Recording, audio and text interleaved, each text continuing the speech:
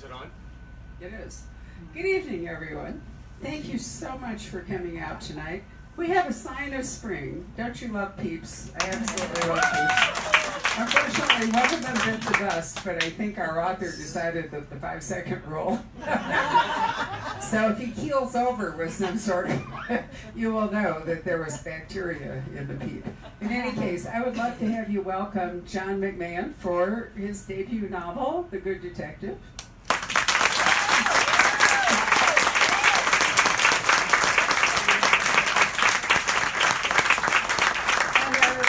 And our very dear friend, William Kent Krueger, who has been here for every book that he has ever written, and then occasional guest appearances as an interlocutor, and all those good things besides. Thanks for having me. Am I on? Thanks for having me back. Please. And he will be.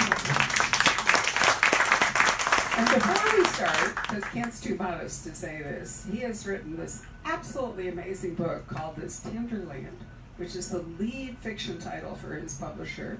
He will be back on the 5th of September. See how far ahead that is? I can even tell you it's a Thursday. You impressed by that? On the 5th of September to talk to you about it. And we've had this discussion. How many of you here have read Ordinary Grace and are fond of it? Oh, look at that. Okay. What's wrong with the rest of you? Right. So, Ordinary Grace, you probably would agree with me, is not a book that would really have a sequel, right? It's a wonderful, complete, unique, special book. See, This Tender Land is a book like that, but it is not a sequel to Ordinary Grace. It's a very different story, which some of us who've read it, some of us who read it early think that has a certain homage to Mark Twain in it, in the sense, and which is the guy that floated down the Mississippi and Mark Twain. So, in any case, but tonight is indeed about John and the Good Detective. So thank you very much for coming, and you will get to learn all about it. Thank you. As always, thanks, Barbara, and it's such a pleasure to be here. I've been here many, many times, but John, this is your first visit. This is my first visit, and this is the first day of my debut. We're launching here. Yeah, the book is not actually even out till tomorrow, so. That's why we have peeps. we could have done champagne, but I thought somehow or other that the yellow eggs would be more fun. The yellow, what are they, ducks or chickens? Ducks, chicks. Chicks would be better than champagne, but it is an important thing to realize that if you get your book dated tonight, it will prove to everyone that you were smart enough to come and hear about it the day before it published. And do they get a peep if they do that? I don't think we have enough peeps, so probably we should assign them only to people who actually bought books, right? Oh well. Well, thank you, folks. Thanks, everybody, for coming out this evening for John's debut. First question I want to ask is, pronounce your last name. McMahon. Okay, good. Like Ed McMahon, like, okay. Exactly. Yeah, because it's Irish and you do that special thing. Okay. John McMahon. John had an extraordinary experience this past week. He got a stellar review for his debut novel in the New York Times.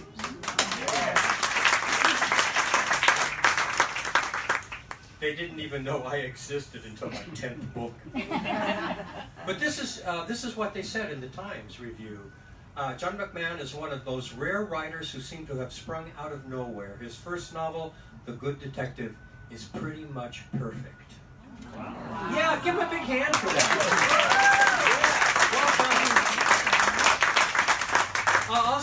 Out of the starting blocks, I'm just going to say I love this book, John. I've knocked my socks off in so many ways.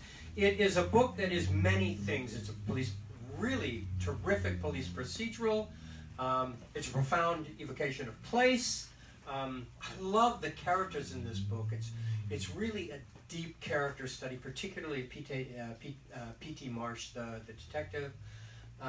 You even veer a little bit into the occult. And the narrative voice in this, the voice of P.T. Marsh, is so human and so true and so believable. I just loved being taken through the story by P.T. Marsh in that voice. So, right up front, I'm just going to say, I love this book, folks. Thank you. Yeah, John, why don't you tell us, give us sort of the elevator version of The Good Detective. Sure. So the short elevator version is PT is he's a detective. The book is set in northern Georgia, and he stumbles across the biggest case of his career. And the biggest problem of that is that he may have killed the prime suspect the night before while he was drunk. And he's not sure if he did or not.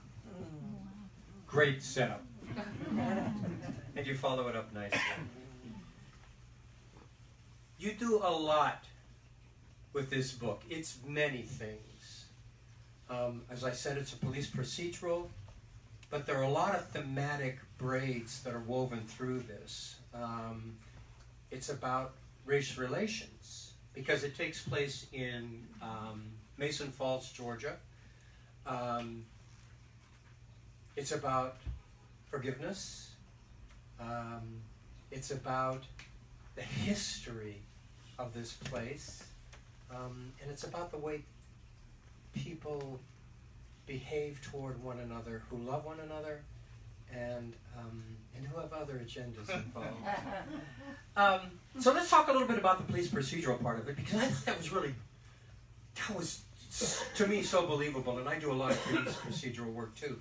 You have no police background, no law enforcement background? No. So how did you do your research? Well, you talk to people. You can talk to cops. You can do a lot of research online, obviously. So you end up doing so much research, as you know, for these books. I'm writing the second book in the series right now, and there's a moment where I don't know everything about how a junkyard works. What happens to the cars, how they come in, what are they worth, how do they scrap the steel, what do they take out before, and all of that basically boils down to one sentence. That's a one-sentence description about that place. So all the research you did boils down to one sentence. Yeah, you write in a half a page, and then as you go through it, you cut it down to one sentence. If you're smart, that's what you do. Yeah, and you think that was like a day of my life going down that rabbit hole for that one sentence. So there's there's police research, but then there's just you're constantly researching. You didn't acknowledge any specific law enforcement folks in the acknowledgments. Did you talk to cops? Yeah, I've talked to some, but it was really after the book was kind of edited. Make sure you got it right. Yeah. Talk to us a little bit about, P.T. Marsh is such an interesting character. Where did he come from? So tell us a little bit about it. Yeah, so P.T. is someone who he kind of has these. So we start the story, and you kind of get that something horrible has happened before the story to him, and you slowly sort of figure out he's had this personal catastrophe in his family with his wife and his son, and that was kind of one of the motivations for writing the book, was the question of what happens when that happens to someone, like what do you learn from it, and what happens next, and for him. He learns all the wrong things. He learns the wrong lessons, and that's kind of the fun of following him, is sort of figuring out what he's going to correct. One of the lessons he picks up is just that he was making compromises, and we all make compromises, and now he's going to be uncompromising, and it basically turns him into, judge, jury, and executioner potentially, and he sort of wakes up on day 2 of the book realizing that was a really bad mistake, and so he's trying to fix that and potentially cover up a crime and also figure out a crime all at the same time. Yeah, that lapse in judgment right at the very beginning follows and nags him all the way through the book. Yeah. Mason Falls, Georgia. So I looked for Mason Falls. Doesn't exist. Yeah, it doesn't exist. I looked for the river where... the river? Yeah, doesn't exist. Where the hell is this place? Yeah, I've been purposely vague, and I have friends in Georgia. I have a good friend in Georgia who says, "Oh, I know where it is now. It's here." And then she's read now the second book. She's like, "All right, I was 20 minutes off, but now I know it's here." And so it's definitely fictitious place north by northwest of Atlanta, toward the border. Okay. But it's been great. It allows you, and we went through proofing, and the proofer at some point said, okay, does any of this exist? Like, what exists? And pretty much I had to, it's the things you do that you never think you have to do. I had to invent, I had freeways, and the proofers are so amazing that they come back and say, this freeway runs north-south, and God bless proofreaders. Yeah, the annotations they put through, if you just put, under the tree was a pile of molded pecan husks. There's a CDC article about how pecans mold. And it's kind of amazing and kind of scary at the same time, but I had to sort of invent a fake freeway system, so you have to figure out which freeway numbers are not taken, because when you have a fake town, you need fake freeways and fake other things. There are terrific adjunct characters as well in this novel. I loved Remy Morgan, his P.T. Marsh's partner in this, who is, well, talk about her, where she came from. So I think for her, she's a couple things. She's sort of version 2 of PT, so she's the youngest female detective ever in town. She's a woman working in what's largely a man's world, and she knows what she doesn't know, and she's not scared of anyone, and she's kind of, in the book I'm just finishing, the second book, she's kind of my favorite character. She gets a lot bigger as a presence, and just wanted to have a contemporary female detective who's really smart in the South. She's really kick-ass, and she's exactly the kind of character you want having your back, Yeah, and he needs to have someone having his back, because he's constantly causing himself trouble. So you sort of wait for what lengths will she go to cover him. Yeah. And I think that becomes a question in their partnership. There's some interesting and disturbing elements in this book. I'll be honest with you, John. When I read the first, maybe 50 pages, there were a number of scenes that just hit me really hard, really visceral. So I'm going to give away a little something here, but anybody who reads the book, I'm not giving away a lot. The story begins with the discovery of a black teenager who has been murdered. Later we find out in what grotesque ways he was treated before that murder and the lynching. You chose to take readers to that place with Kendrick Webster, the black kid, across the course of about the first half of the book. And those scenes were incredibly disturbing. And I have to be honest with you, I thought, do I want to keep going here? By the end of the book, I think I know why you did that. Could you talk about, you don't have to go into the scenes specifically, but talk about your decision to include those and why? Because it was really a risk, I thought. It's interesting. I never thought not to do that. Oh, okay. So. Are you sick or what? Because Kendrick gets to tell his story throughout the book, and you slowly pick up more and more of how he got there. And he's definitely an innocent in the book, but I wanted people to get to know who this happened to and why it happened, and it sort of underscores sort of the evil element that's in the book and the great lengths they go to do something to someone so innocent. And there is great evil in this book. There is epic evil in this book. And kind of at heart, this book is about the fall from grace, redemption in the battle against that great evil. I don't know, am I reading too much into this? No. Okay. Good, I got it. Talk a little bit about that. Because these are huge issues. These are huge themes in a debut novel.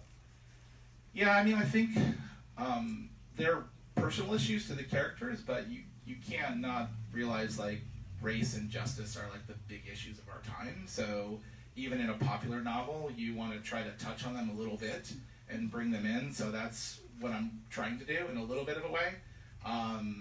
But yeah, it was interesting to you get to see it a little bit. Remy has a different point of view. She comes from a different culture within town than PT does, and PT's relationship, justice is really driving him. But as I said, he's got it wrong from the beginning of the book. Yeah. So he has to sort of find his way back to sort of the lessons that he taught her as her sort of mentor. We're talking a lot about the book. One of the things I loved a great deal was the voice, the narrative voice of P.T. Marsh. Would you be willing to read a little bit of it, Sure. just so we can get that sense of that voice? Yeah. You want my book? It's okay. Thank you. That was so generous. I would take it, except I highlighted a section in case I'd read. So I'll give you a little, we kind of talked a little bit about sort of the setup of this section, the book, to give you a little bit of, sorry about that. By the way, the camera for me adds at least 35 pounds. It's more than the normal 15 pounds. So the book sort of opens with PT is, he's been awakened in a parking lot. He's been screaming in his sleep. He's been sleeping in his truck. And as he leaves, he's got a paper in his pocket. And the paper has the name of a dancer from this bar that has been beaten up by her boyfriend. And he drives there, and I'm not reading too much because it's in the first 3 pages, literally. And he sort of tells the lady to make herself scarce and beats up the boyfriend. So that's sort of the setup in the first couple pages, and this is him waking up the next day and the beginning of the next chapter. All right, I'll try to do this. I got the call at 8 a.m. while I was still sleeping. We got a hot one, Remy Morgan said. Remy is my partner, and I often tell her that she smells like milk. This is my joke that she's young, like 25 years young. She's also African American, so sometimes she warns me, "Don't say chocolate milk, PT, or I'll beat your ass." I pulled the covers off my head. "What's the case?" I asked, hoarsely into my cell phone. "We got a dead guy," Remy said. I shook my bulldog Purvis from on top of my legs. This would be Remy's third murder case, and I could hear that rookie detective excitement in her voice. "Dead good guy or dead bad guy?" "Dead bad guy," she said, "and probably beaten to death by other dead..." Sorry. Thank you. "By other bad guys." I was out of the shower in 5 minutes. Cracking open the fridge, I looked for something to eat. I was developing a new diet that involved stale food, mold, and a lot of instant hot cereal. I could feel a bestseller coming, or maybe it was a stomach flu. Remy's 77 Alfa Romeo Spider was at the curb. I hurried out and squeezed into the passenger seat. "Where's the scene?" I asked. "Numbered Street," she said. It sprinkled as we drove, and the trees in the median along Baker Street drooped under the weight of the water. Remy told me about an extreme mud run that she'd won second place in during the weekend. "You don't get enough excitement being a cop during the week?" I asked. "You gotta pay someone to get you dirty and let off fake explosions?" Remy scrunched her brow. She had the sculpted cheekbones of a fashion model.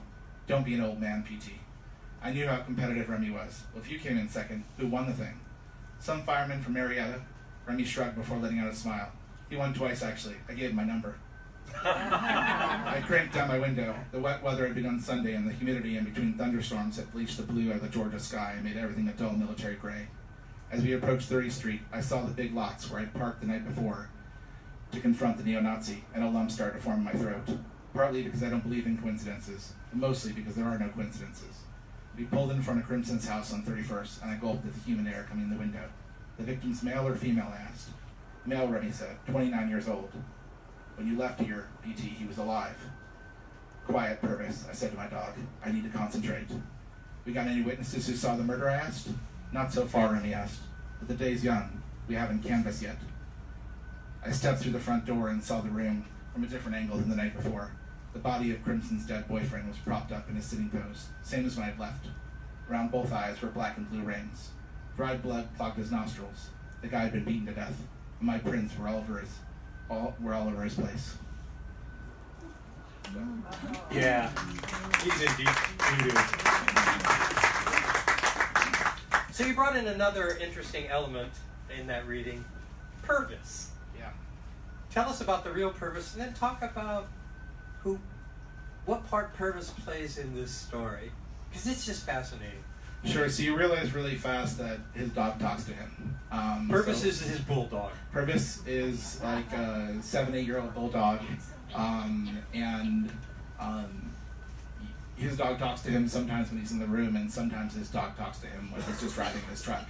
So you slowly realize that he's not crazy, or maybe he is. So Purvis is sort of like his conscience and his critic. Kind of his wiser self talking to him. Yeah. So Purvis plays a really important character in the book. Purvis is sort of cynical sometimes. He's complimentary sometimes. Usually he's cynical. And the worse sort of PT mentally deteriorates or drinks, the stronger Purvis gets as a character. Where'd Purvis come from? That conceit. I mean, I have a dog, but I'm pretty recent. Does he as a talk dog. to you? He does not talk to me. My dog Tessie does not speak, as far as anyone's ever heard.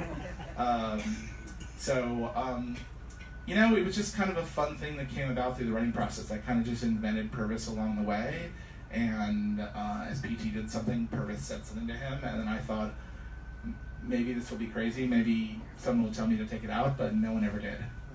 Yeah. It's a nice counterpoint. It's a light, occasionally kind of humorous counterpoint to all of the darkness that's going on around P.T. Marsh. If I were your editor, I'd have said keep it in. Yeah, and Purvis, because he's been around for years, knows the parts of P.T.'s life, like his wife and son, that aren't there. Yeah. So he's also this outlet into his past. You can have a poignant moment where Purvis tries to go into his son's room and pull off the covers, but there's no son there. So Purvis allows a different sort of emotional space, and Purvis is his best friend. Now you study creative writing at the University of Arizona. Yep. You currently live in California. Yes. But you're a Georgia boy at heart? So when I knew that there were elements in the book, so there's an element that will go all the way back to the time of the Civil War and this conspiracy, I knew the book had to be set in the South. So in my late 20s, early 30s, I started traveling for work to Atlanta, and inevitably I'd be there during the weekend. So I just started traveling up to northern Georgia and really just fell in love with the place. And so when the question was where in the South, it seemed really natural to me that it'd be in northern Georgia. But I'm not gobsmacked. I'm not a native, so you definitely I'm lucky that I have a client. So I just came back. I was 2 weeks in Atlanta, so I'm probably there 6 weeks a year for business, and it helps a lot. I stay the weekends. I go up. I stay on Lake Lanier. I've been there so many times. That's where you'd like to live. Yeah, I start going on Zillow.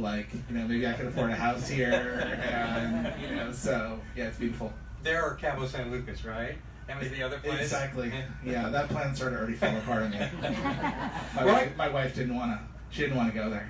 I'm surprised. I am surprised because the voice sounded authentically South to me. Did you have somebody read, an early reader for that voice? No, I mean, we had some people, my agent sent it cold to 2 writers and early on and said, where do you think this person is from? And someone said Eastern Alabama, Northern Georgia. They guessed at a couple areas. So she was like, okay, that was kind of a rubber stamp for her. But, no. Okay, so you're not Faulkner. You didn't really grow up in the South. No. I'm so disappointed. I read a lot of Southern authors. I love them growing up. I mean, we all read a lot of Southern authors grow up, and we read a lot of Southern Gothic growing up. You just don't think of it like that in school. But and I love those authors. Probably one of my favorite authors is James Lee Burke. So I think he's a favorite of us all. Yeah.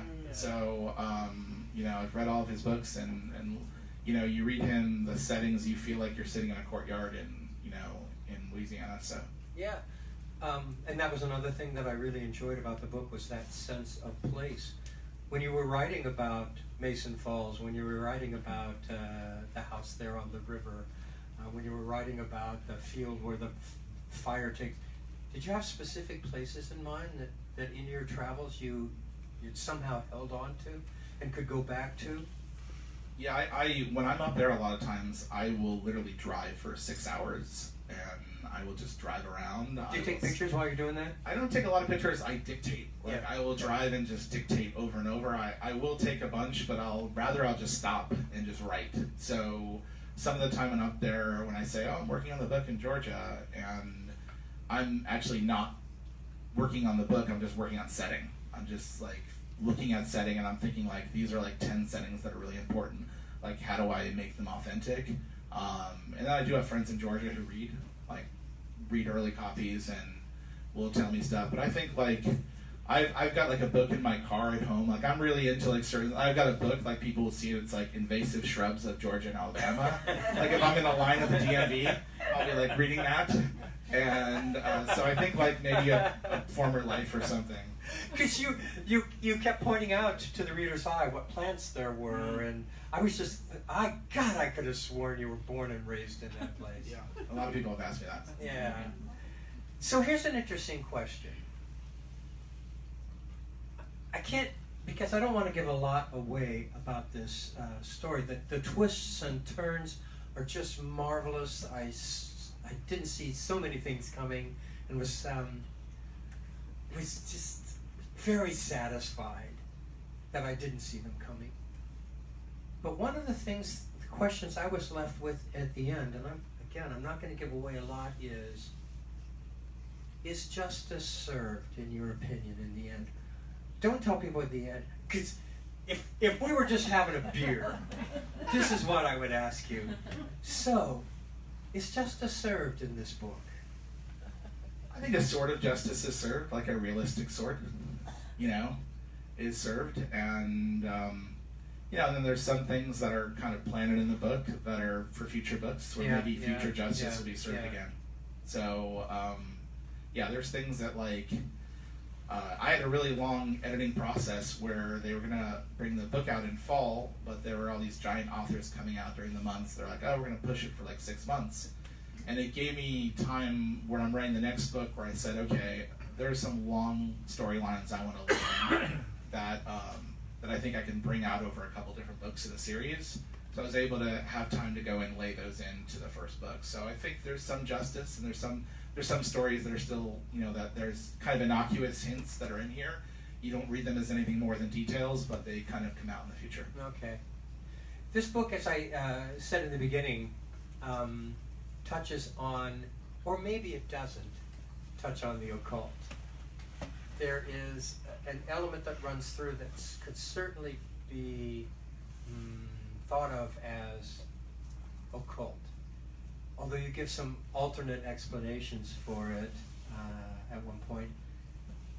When did you conceive of that really interesting twist?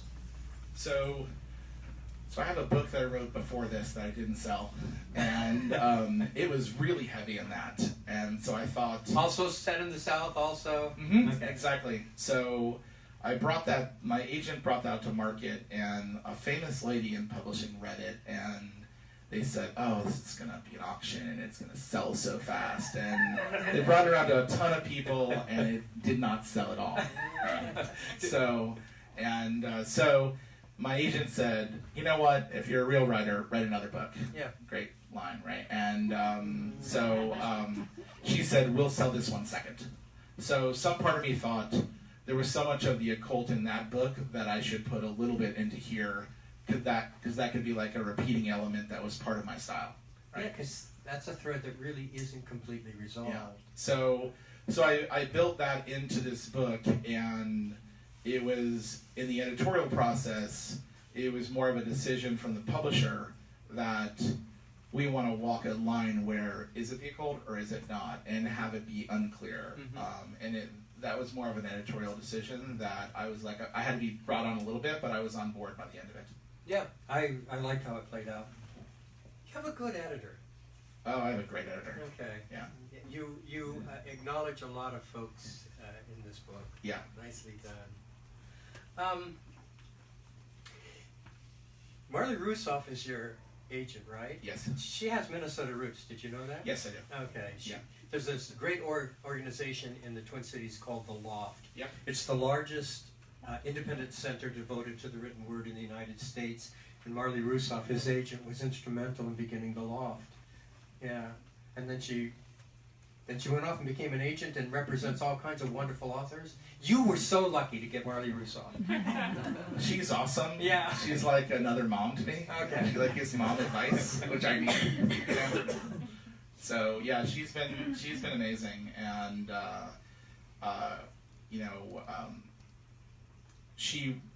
she got behind this other book and was really instrumental in just like giving me the confidence, like just go do another thing, you'll be fine. So you talked about another book in the offing. Is this a rework of that? It's not, no. What? So Is this it a P.T. Marsh book? The new book is a P.T. Marsh Okay. book for sure, and the old book. So what I did is I tried to take it and fix it, and after but now I'm on this time zone. Like when you're not published, like time is like endless. Like you can just keep working on something forever, and then once you have a deal, they're like, well, we'll be expecting another book in 10 months. So when you're on the cycle where it takes 5 years to write a book, and then it takes 2.5 years to write a book, to do that in 10 months seemed really daunting, or 12 months, but I wasted the first 2 or 3 trying to rework the old book, and then one day I said, this just needs to be thrown out, and like I'll get to it someday when I'm a better writer, and I'll get back to it. And I do think I will get back to it, but I just had to start on something completely new. Sure. My first novel took me 4 years to write, the first book in my series. The second book took me 2 years to write. The third book took me 1.5 years to write. And then my publisher called me out to New York City and sat me down and said, we want to make you a big author. But if we're going to do that, we have to be sure that you can give us a book a year. I crapped my pants.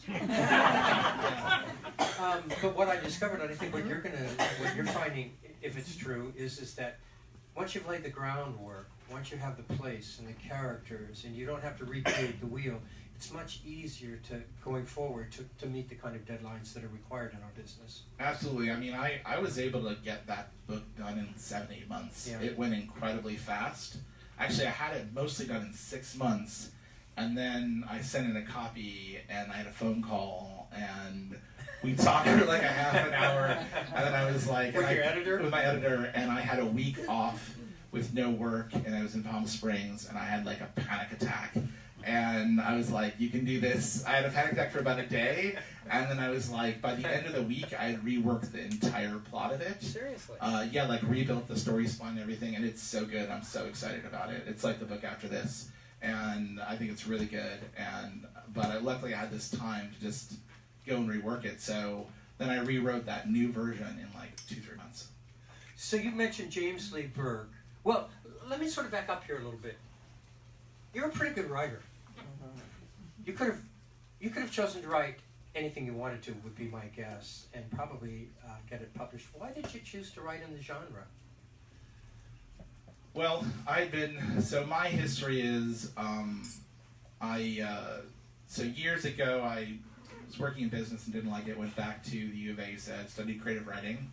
One of my peeps out here in the audience.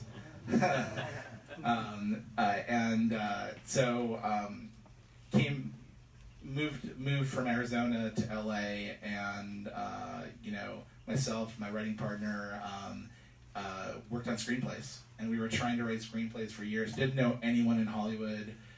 Got really frustrating.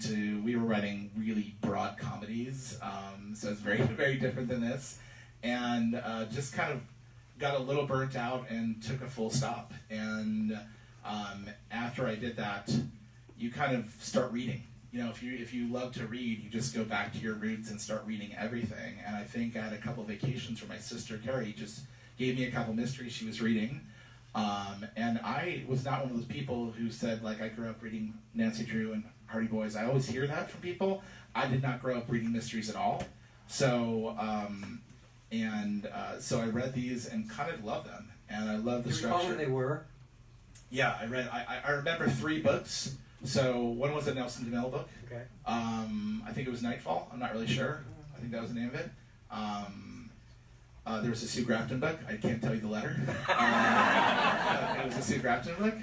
And the other one's a Michael Connelly book. Okay. So read 3 of those and just loved them, and said, okay, I'm going to try this. So joined a workshop. I took a class through UCLA Extension and with an author, and then got into a workshop. So, I'm like, what do they call that? Like a 15-year overnight sensation. I've been in that workshop for like 12 years, just like pounding away. We bring 10 pages every Saturday, and, along the way, you just kind of improve each other's work. And, at some point, you go a couple of years and you just throw the book out, and then you start a new book. And that's been my process. So it's been a while. Who have you been workshopping with?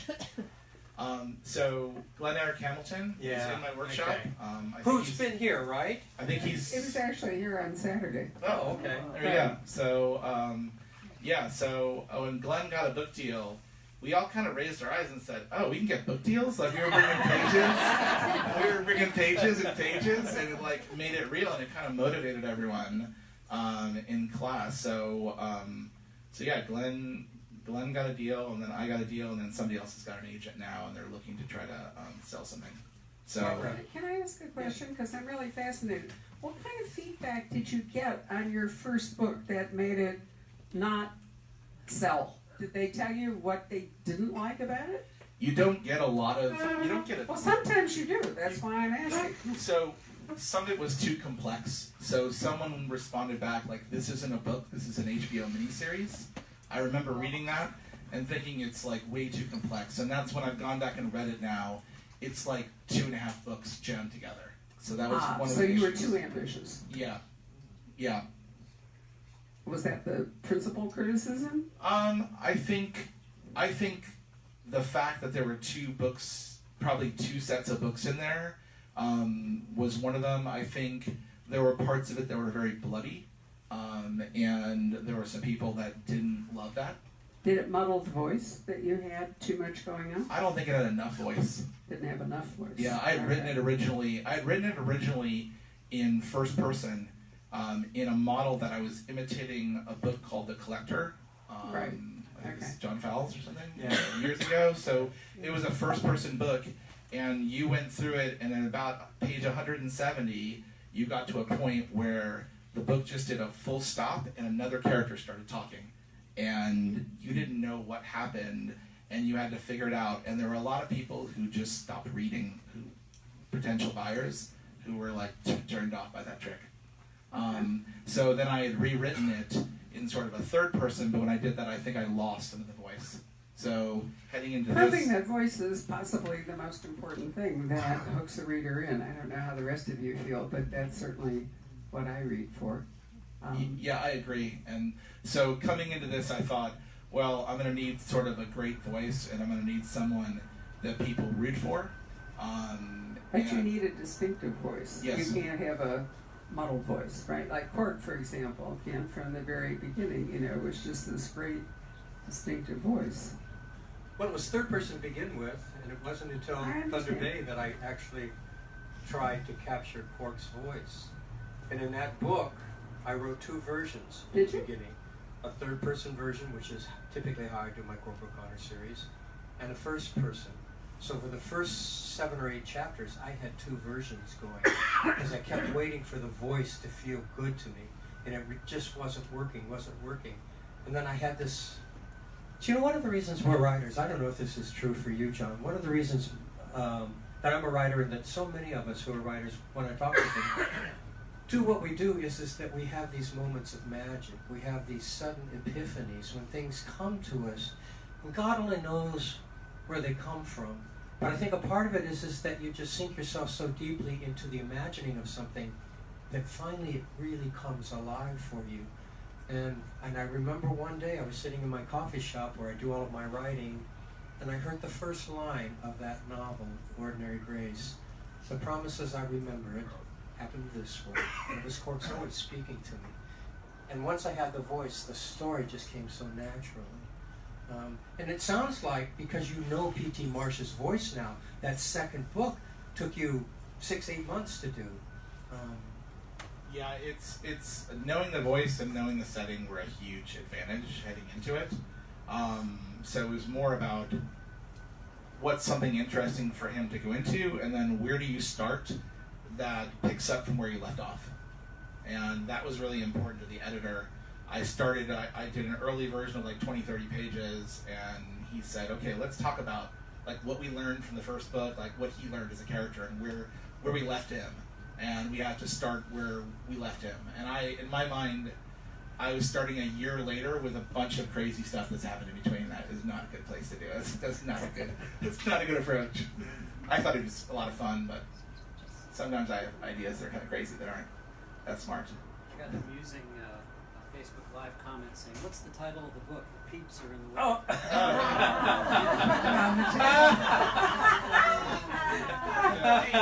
Okay. The good detective and his peeps. That's too funny. Do you know, I love this story about the fact that the first book, there was so much early excitement for you, and then nothing happened, but it didn't stop you. Yeah. Anybody here is a writer? Yeah. You're with this guy, right? Yeah. That's one of the most important lessons you have to learn as a writer is that you keep moving forward. Yeah, I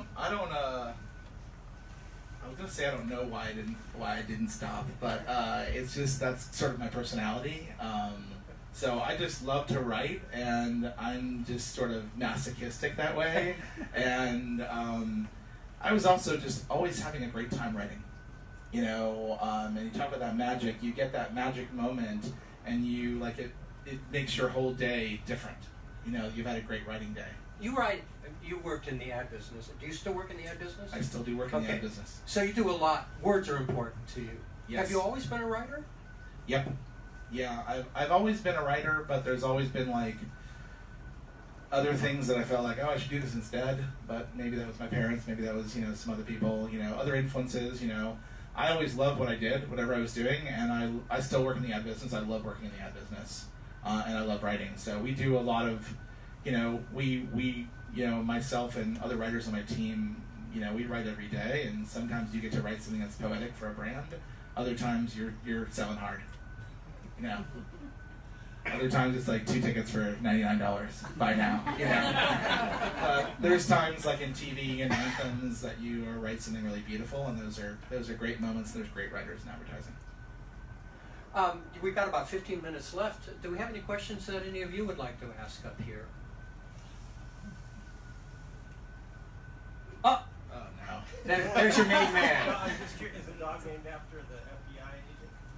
What's that? Is the dog named after the FBI agent? Good question. No. No? Repeat the question. Repeat the question. The question was, is the dog named after the FBI agent? And the answer is no. Is that Melvin Purvis? Yeah. No, I did not know that. Maybe that should find its way into one of the stories here. I'm going to have to do some research, or at least have a conversation afterwards. So, do you want me to comment about serendipity here? Because this is kind of an interesting moment. All right, so this is a confession on my part, and I hope you won't take this in the wrong way.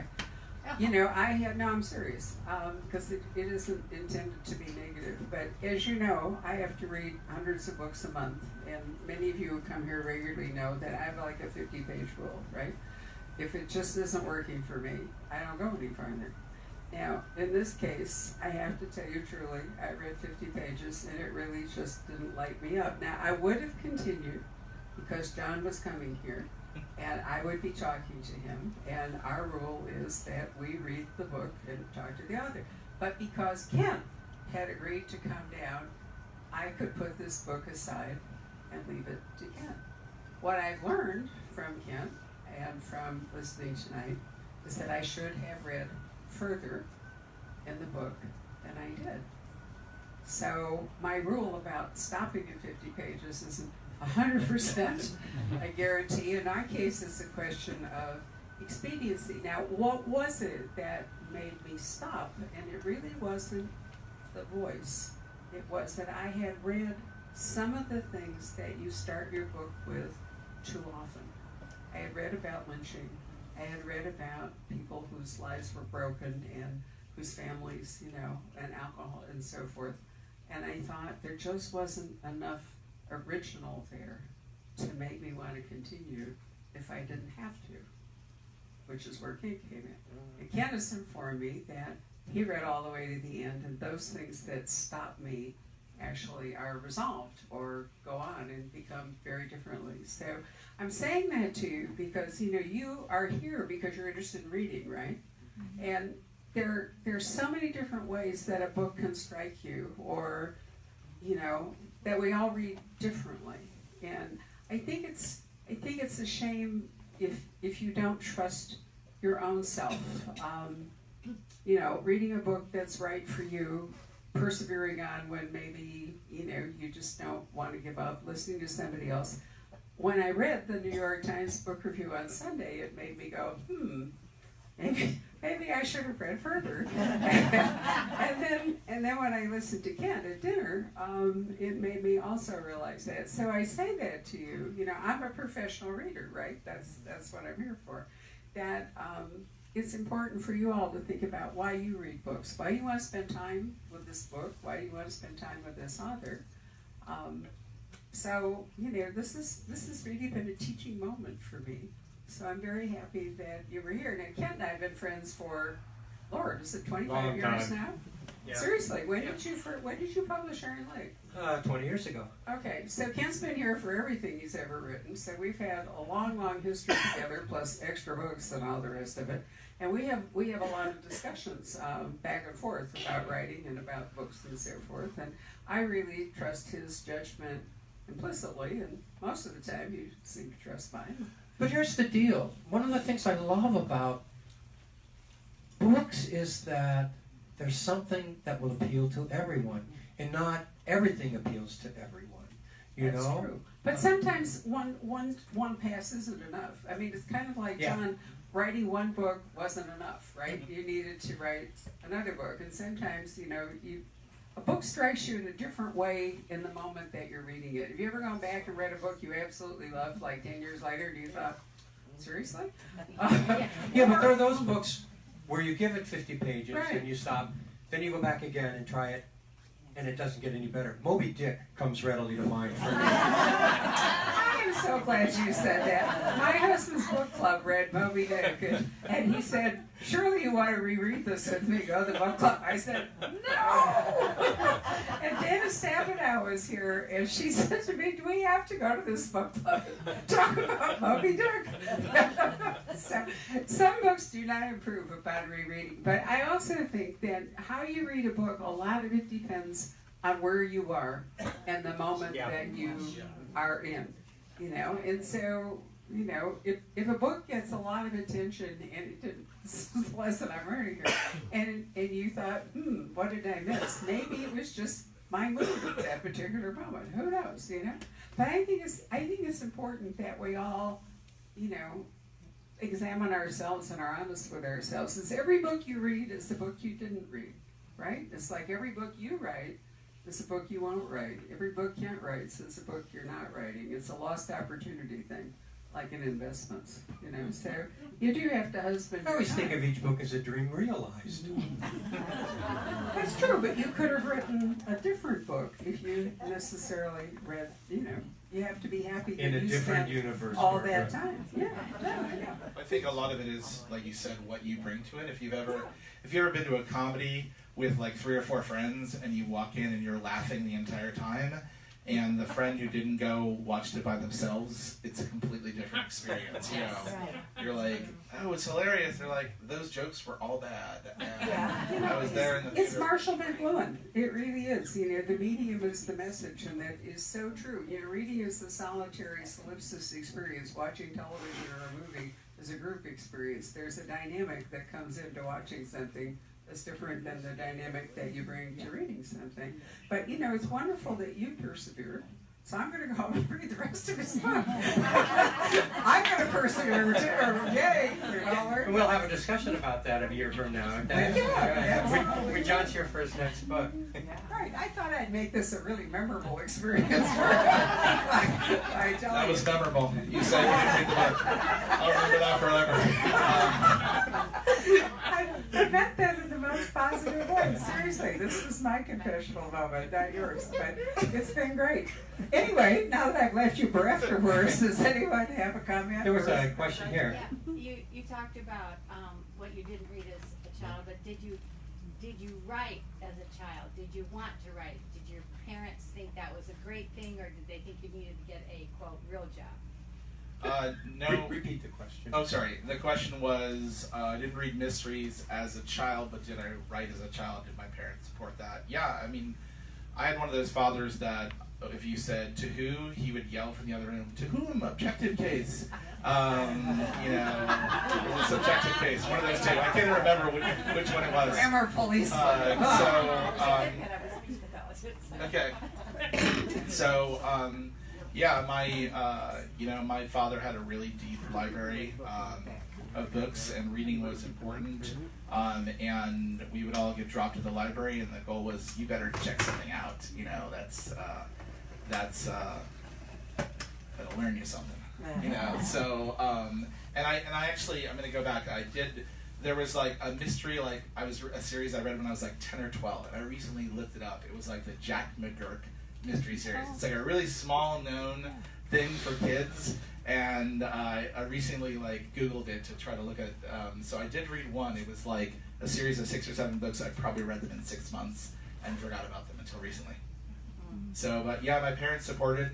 At the same time, it was like I did have one of those households where like, hey, like, so what's the real job, you know? But it was not a default like writing wasn't a real. A lot of families you just don't know about a lot of occupations, you know. So, and then you go to college and you learn that there's a wider world than just like doctor, lawyer, engineer. So, Batman, for example. yeah. So yeah. So, but my parents really supported it. Yeah. Any other questions at the moment? Can I do some? Where'd Barbara go? Oh, good. Because I'm going to She's do reading my something. book in the back. I signed like 100 of them. One of them is hers. We just have a few minutes left. John, would you indulge me? Sure. Okay. One of the things I promised readers about my appearance here tonight was that I would give just a little bit of a preview of This Tender Land. For those of you who've read Ordinary Grace, when Ordinary Grace came out, it did really well. And I began getting all kinds of questions about, will there be a sequel? Will there be a sequel? And I always said there won't be a sequel, but there will be a companion novel. And I've always called this piece a companion novel because it's not a sequel. It doesn't deal with the Drum family, for those of you who have read Ordinary Grace. It's a sequel, it's a companion novel because, like Ordinary Grace, it's set in southern Minnesota rather than the northern Minnesota of the Cork O'Connor series. And like Ordinary Grace, it's set in an earlier day. Ordinary Grace was set in the summer of 1961. This Tender Land is set in the summer of 1932, deep in the Depression. It's the story of 4 orphans who are running from the law because they've committed a terrible crime, but for the right reason. They know that if they take to the roads to get away, they're going to be captured quickly because a huge manhunt has been launched to catch them. They're afraid to ride the rails, as everybody was doing back in the Depression, because the railroads those days were patrolled by private cops called bulls. And the bulls had this incredible reputation for cruelty, so they're afraid to ride the rails. Instead, they decide to take to the rivers. They canoe a river called the Gilead to the Minnesota. They canoe the Minnesota to the Mississippi, and their plan is to canoe all the way down the Mississippi to St. Louis, where they think they have family and they'll be safe. I have always wanted to write an updated version of Huckleberry Finn. This is my Huckleberry Finn. I had that discussion. It was really fun. I think he was thrilled when I said to him, "Oh my God, it's Huck Finn." I just happened to. Oh, it's upside down. Well, in Australia they get it. It's a great cover. I absolutely love the cover of this book. I'm not putting it up there so you can touch it if you want. It really is a terrific book, and I'm so glad you're going to bring it back to us, which would be wonderful. This has been a pleasure. You've been a really good sport, I would like to say. Yeah, thank you. We've enjoyed having you here a lot. This is the moment in which we would like to thank all of you for coming by giving away a book. So Erica, Yeah. heads up. How many? 20. Sorry? 20? 20. Thank you. All right, this is another debut. This one is a something of an espionage spoof. I really enjoyed it because thrillers oftentimes run the same track, and so when you get one that does some really original stuff. But what I really like is that our hero, David Toland, a Korean War veteran, because this is a bit of a period piece, is now the Director of Preservation for the Library of Congress's National Film Archive. Yay! Is that an unlikely hero or what? Plus, I used to be a librarian at the Library of Congress, so naturally I was going to like that. And a film, a piece of preserved film, is the key to this story. So it's really a lot of fun. It's going to be our April Thriller Club pick. And I'm going to ask John if he would pick a number between 1 and 20, and we will get that lucky person an advanced reading copy. All right, I will go with 17. I knew you were going to say that. I was thinking seriously. I was thinking 17 too. Do you know I've seen it's the most 17s all common day. number? 17? It is absolutely the most common number. You should stage your arrival here to try to figure out how to get number 17. You want to pick a different one?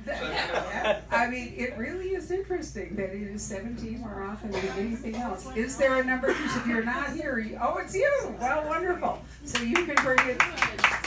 I will give it to you when it's over.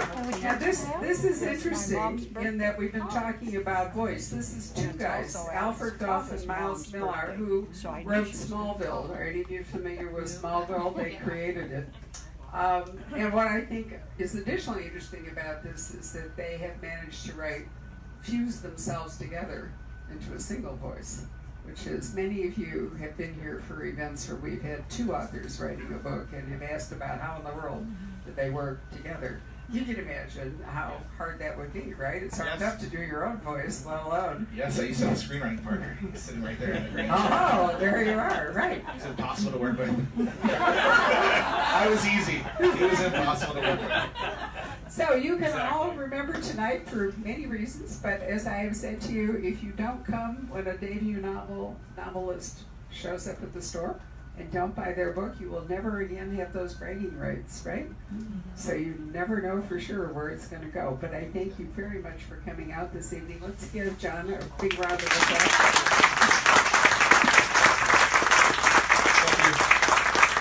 And also Kent, who was here on those rare times when there are actual Minnesotans in Phoenix, because normally he's here in August when there's likely to be maybe one person from Minnesota who has stuck it out through the summer, right? Maybe we can get you to shift your entire on sale date to winter. Good luck with that. I know. But we've actually persuaded him to come down more often because he spends some time in Arizona in the winter as a little break from Minnesota. So we're kind of hoping we'll now get to see Kent twice a year. I left 4 feet of snow behind me in Minnesota. Yeah.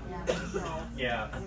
Also, I got to read Desolation Mountain from Kent, and it's an awesome book. Also, it's not this great book that's coming out, but I loved it, and I had never been brought to the reservation and seen this culture and this life, so it's a great book to pick up. Thank you, John. All his books are awesome. Now that you know, you should go back and start with Iron Lake and move your way forward. Lots of fun. It's been interesting to watch Kent evolve as a writer over the course of the 20 years that we've been doing this. I mean, you were good at the beginning, but you've evolved in different ways. It'll be really interesting to see John develop across the course of your 20 years when you're writing it down in Cabo San Lucas. Yes. Turning in your manuscripts from there. That would be Or awesome. Lake Lanier. Yeah. Very true. Anyway, thank you all very much for coming. We wouldn't be doing this without you, so we greatly appreciate you. Just a note, Greg Isles, the Bard of Mississippi, will be here tomorrow night at 7 o'clock in case you want more Southern charm. Wednesday night, it's Clive and Dirk Cussler, and despite the Arizona Republic's attempt to tell you it was a free event, it's not. It's a ticketed event because at 87 we have to control how many people Clive can see. So it is not just, you can't just show up. You actually need to buy a ticket to it. Yes, right, and still going strong. He's 9 years older than I am, so keep it in mind. Right, true. Thursday night, Joe Lansdale will be here. Patrick will be having a ball with him. He's the Bard of Texas. And Friday night, it's Lisa C. And if you're going to come to that, I would show up at 4:30 or something, because the chances of you getting a seat are receding into the distance. We're not sure how we're going to manage it, but I think it's too late to move it anywhere. We've been talking about it. She has such a huge following. It'll be really fun. So thank you. Next week is Jackie Winspear on Tuesday and Linda Fairstein and a different author on Wednesday. And so that's our March, which is, believe it or not, the biggest month of the year always at the Poison.